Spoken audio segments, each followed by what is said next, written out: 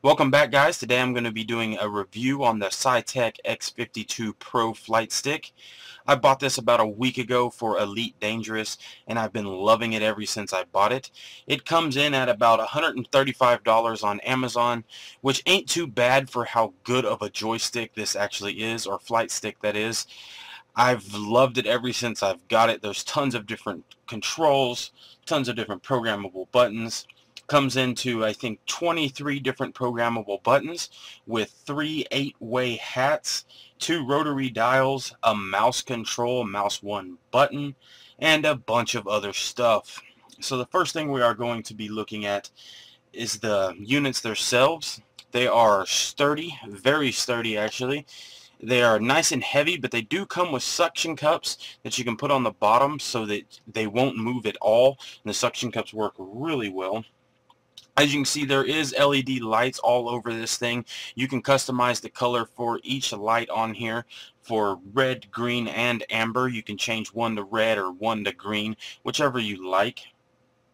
There is also 3 different customizable modes that you can switch right here, which is really nice if you want to switch to a different mode while you're playing and you don't have to change your buttons or anything. You can just go and switch that right there. Alright, so starting with the flight stick, there's a lot of different things you can do with this. It has 3 toggleable buttons down here that press up and down. This gives you some extra little buttons for different things. The flight stick itself has yaw control, which is really nice for Elite Dangerous. It really helps with landing and in combat. If you don't like yaw control, you can go ahead and push out on this button right here, and it still turns a little bit, but it disables yaw in game, which is really nice for those of the people that do not like yaw control. Go ahead and pop that back in. If you have a smaller hand or a bigger hand, you can adjust this knob right here, which then raises and lowers this bottom part so it fits your hand very nicely, which I thought was very good of them to do because everybody has different hand sizes. The flight stick itself has 2 different 8-way hats, one right here and one right here. You got 2 buttons right here that you can customize to whatever you want, along with all the other buttons, of course. You've got this little flip switch for your missiles, or, well, whatever you want, which is green when it's down and it says safe, which I don't think you guys can see that. When you flip it up, it turns red, lets you know that you can fire at somebody. The trigger back here has 2 different stages. You got your regular firing and your second firing, which is really cool. There is a pinky button down here. This thing has tons of freaking buttons, as you can see. The flight stick itself is very smooth, and when you let go it re-zeros perfectly. Have not had any problems with that. The yaw, the only thing I've had a problem with is when yaw to the right, you can kind of feel the spring's tension that you can't feel to the left. I don't think that's a problem though, or it hasn't been for me at least. Alright, so moving along to the throttle itself. This is a very nice throttle. It works very smoothly. When you go to full power, there is a detent that kind of clicks in to let you know that you're at full power, and also whenever you go down to no power. Now you can customize that to do something different. I've just left it to full throttle for Elite Dangerous. The throttle itself is very smooth. If you don't like the tension that it has, there is a button on the side here that you can adjust to adjust the tension for backwards and forwards. As for the throttle buttons, you have a scroll bar that actually has a button when pressed down. You have your 8-way hat right here, which at first I was kind of uncomfortable with it being right there, but the more I use it, the more I like using my index finger for this. I use it for precision landing.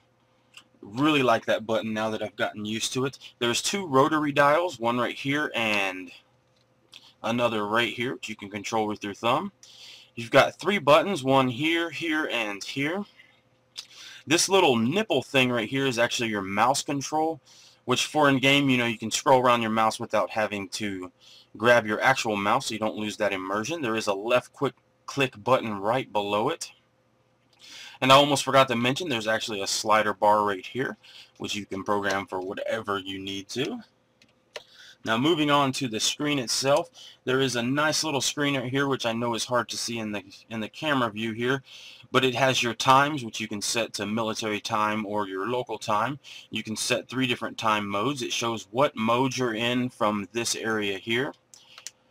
It also has a countdown timer, which is really nice. It can show what macros you're using on the screen itself, and the screen is backlit, as you can see.